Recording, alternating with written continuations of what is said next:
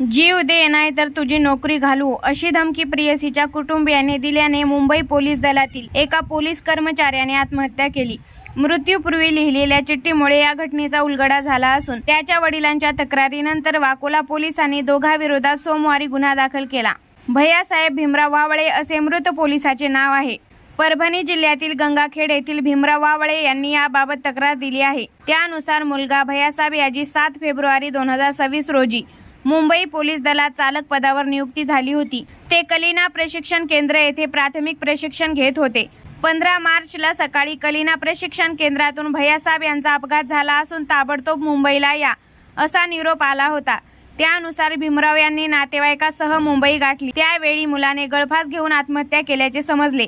तसेच खिशामध्ये आत्महत्या करण्यापूर्वी लिहिलेली चिठ्ठी सापडली आहे. माझे नांदेडच्या हातगावमध्ये राहणाऱ्या दिव्या जाधव या मुलीशी प्रेमसंबंध होते. तिच्या वडिलांनी तुला खतम करतो, तिच्या आईनेही धमकी दिली.